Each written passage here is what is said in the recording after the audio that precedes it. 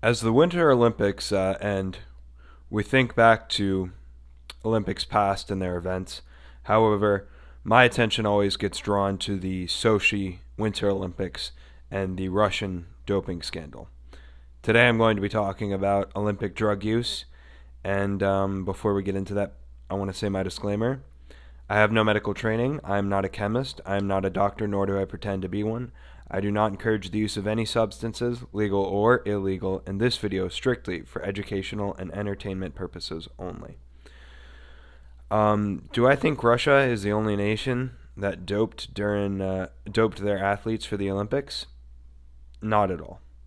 I think that there are probably nations that didn't formulate specific dosages, though. So, unlike Russia, smaller nations may have told the athletes what compounds haven't been banned yet, or ways in which they could avert the Olympic testing standards if they wanted to. However, I don't think that most nations are going out and telling their athletes specifically what to do like Russia did in the past. Overall, I would imagine athletes are doing some sort of enhancement protocols, whether that is as simple as someone who needs more technique and mental control, like a snowboarder or a figure skater taking extreme amounts of caffeine in high dosages, or as complex as hockey players taking testosterone, no ester, all the way through training and returning their systems back to relative normal right before competition. Many people have talked about the issue of doping in sport, particularly when it comes to bioidentical things like bioidentical human growth hormone (HGH), and its almost impossible detection time. Frankly, if someone relatively knows when their testing is going to occur, and that person has a relative understanding of short-acting bioidentical enhancement, then doping is extremely difficult to catch. Not to mention, the off-season doping could allow for neural and physical adaptations that aid the athlete mid-season and when they are clean, and aid the athlete mid-season when they are clean to compete.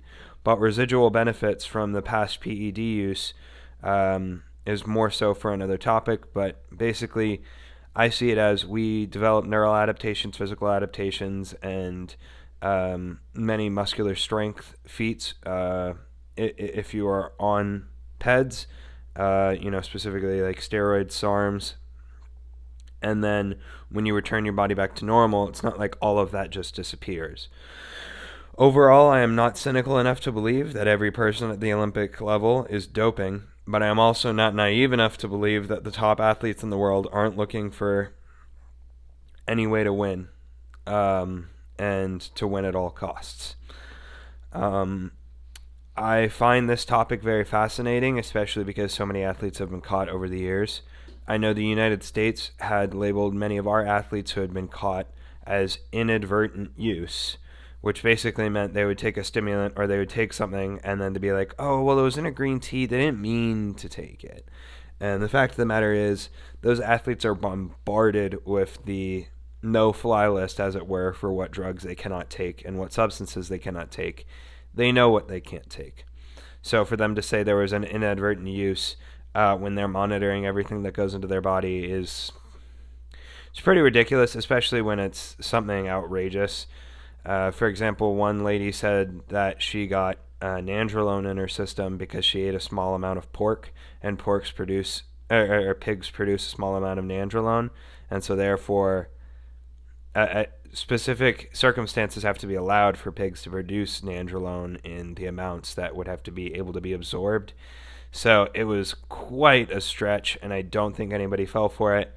And also, the fact of the matter is, she must have had very poor understanding of what chemical compound someone should use, because nandrolone, even the short-acting ester, would last in your system for a while, and you would most likely get caught, especially because of its breaking down in the body and the fact that you can find some of its broken down components way down the line.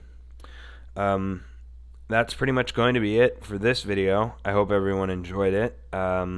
If you guys would like me to talk more about Olympic drugs and things of that sort, please comment down below. Subscribe to my channel, hit that notification bell, like the video if you liked it, and share it with all your friends. If you're on Rumble, hit that Rumble button, comment down below, share the video, and yeah. Until next time, everybody keep those shoulders back and down, and I hope everyone has a good one.